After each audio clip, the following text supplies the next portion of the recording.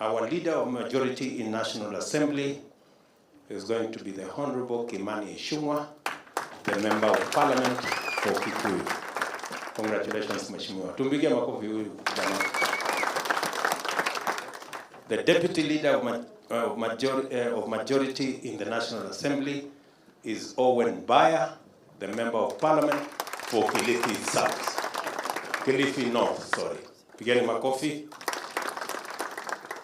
The Chief Whip of the National Assembly is going to be the Member of Parliament for South Mugirango, Silvanus Osoro. Congratulations, Mheshimiwa. The Deputy Whip of the National Assembly is going to be Naomi Wako, the Women Member of Parliament for Marsabit County. The Leadership of Senate, Leader of Majority, Aaron Cheruiyot, Senator for Kericho County. Congratulations, Mheshimiwa.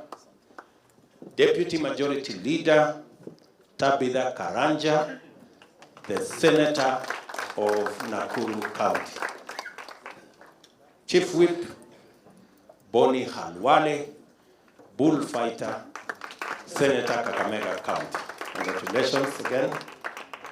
And finally, Deputy Chief Whip, Tumbezi Lelegwe, Senator Samburu County. A round of applause for those good people who will lead our teams in both the Senate and National Assembly.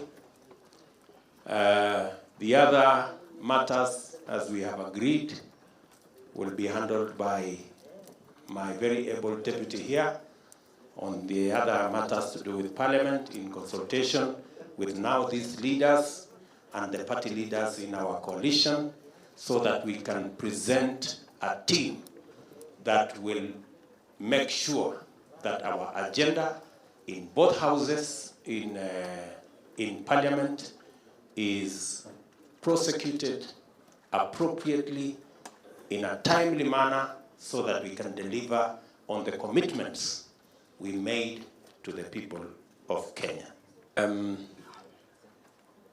Our friends on the other side will choose the leaders of the minority because they are the minority. They just have to live with the reality that they are the minority. Let us not have an unnecessary contest as to which side is the majority.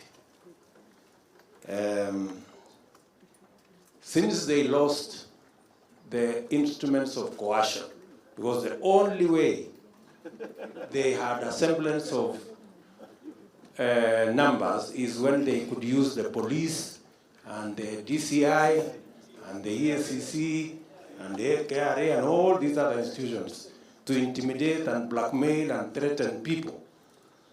Since the people of Kenya stopped them from having those instruments, they have taken their place because freedom has come to Kenya.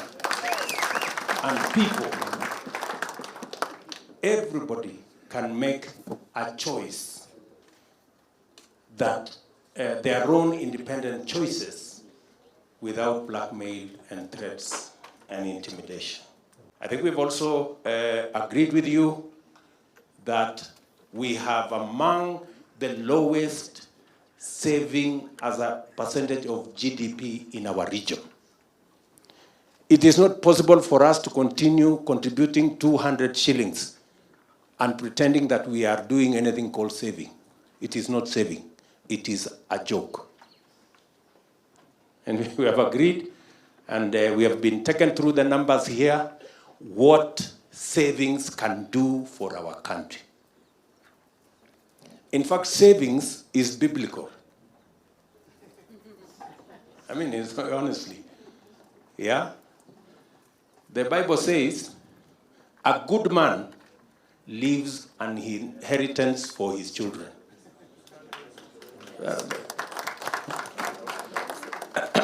So, for those of you who are believers, you will also be fulfilling what the Bible says. And you could possibly go to heaven. for saving, you know?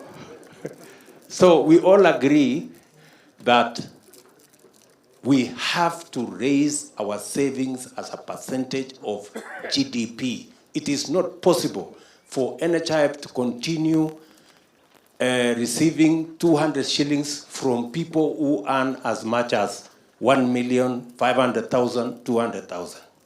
You have heard that it's even becoming expensive administering the 200,000.